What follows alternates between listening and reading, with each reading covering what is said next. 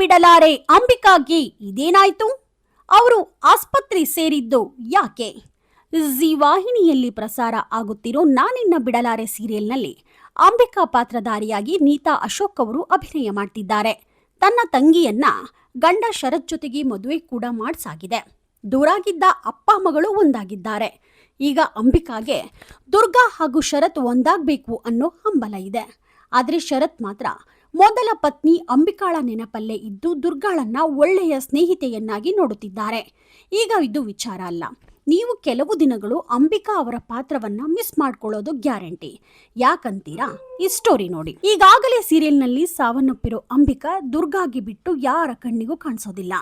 ಮಗಳು ಹಾಗೂ ಗಂಡನಿಗೆ ದುಷ್ಟರಿಂದ ಸಮಸ್ಯೆಯಾಗದಂತೆ ಕಾಪಾಡುತ್ತಾ ಬಂದಿದ್ದಾಳೆ ಅಂಬಿಕಾ. ಈ ಸೀರಿಯಲ್ ದುಷ್ಟಶಕ್ತಿ ಹಾಗೂ ದೈವಶಕ್ತಿ ನಡುವಿನ ಕಥಾಹಂದರವಾಗಿದೆ. ಧಾರಾವಾಹಿಯಲ್ಲಿ ಕೆಲವು ಸ್ಟಂಟ್ಗಳನ್ನ ಮಾಡಬೇಕಾದಾಗ ಅಂಬಿಕಾ ಅವರ ಕಾಲುಳುಕಿದೆ, ಮೂಳೆ ಮುರಿದು ಹೋಗಿದೆಯಂತೆ. ಹೀಗಾಗಿ ಅಂಬಿಕಾ ಆಸ್ಪತ್ರೆಯಲ್ಲಿ ಚಿಕಿತ್ಸೆ ಪಡೆಯುತ್ತಿದ್ದಾರೆ. ಈ ಬಗ್ಗೆ ಅವರು ತಮ್ಮ ಸೋಷಿಯಲ್ ಮೀಡಿಯಾದಲ್ಲಿ ಹೀಗಂತ ಬರೆದುಕೊಂಡಿದ್ದಾರೆ. ನನ್ನ ಪ್ರೀತಿಯ ಎಲ್ಲರಿಗೂ ನಮಸ್ಕಾರ. ಶೂಟಿಂಗ್ ಟೈಮ್ನಲ್ಲಿ ಆದ ಸಣ್ಣ ಪಾದದ ಉಳುಕು ಕೊನೆಗೆ ಮೂಳೆ ಮುರಿತಕ್ಕೆ ಕಾರಣವಾಯಿತು. ನಮ್ಮ ಇಡೀ ದೇಹದ ತೂಕವನ್ನ ಪಾದವೇ ಹೊರುವುದು. ಹೀಗಾಗಿ ಸರ್ಜರಿ ಮಾಡಬೇಕಾಗಿ ಬಂತು. ಈಗ ಸರ್ಜರಿ ಯಶಸ್ವಿಯಾಗಿ ಮುಗಿದಿದೆ.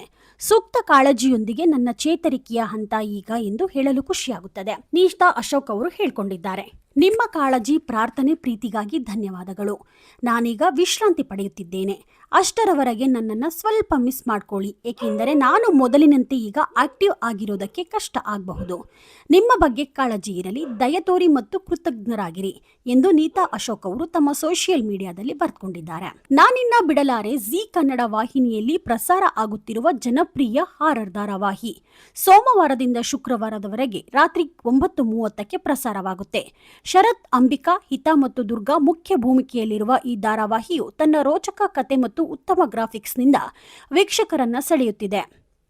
ಸದ್ಯ ಸ್ಟೋರ್ ರೂಮ್ ಕ್ಲೀನ್ ಮಾಡುವಾಗ ದುರ್ಗಾ ಕೈಗೆ ದೇವಿ ದೇವಸ್ಥಾನಗಳಲ್ಲಿ ಕಳುವಾಗಿರುವ ಆಭರಣಗಳ ಬಗ್ಗೆ ಮಾಹಿತಿ ಇರೋ ಪುಸ್ತಕ ಸಿಕ್ಕಿದೆ. ಇನ್ನು ಮಾಯಾ ಎಂಥ ಕುತಂತ್ರಿ ಅನ್ನೋದು ಕೂಡ ದುರ್ಗಾಗೆ ತಿಳಿದಿದ್ದು ಆಕೆಗೆ ಸರಿಯಾಗಿ ಪಾಠ ಕಲಿಸ್ತಿದ್ದಾಳೆ.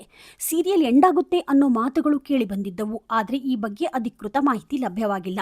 ಈ ಧಾರಾವಾಹಿಯನ್ನ ಜನರು ಮೆಚ್ಚಿದ್ದು TRPಯಲ್ಲೂ ಕಮಾಲ್ ಮಾಡ್ತಿದೆ.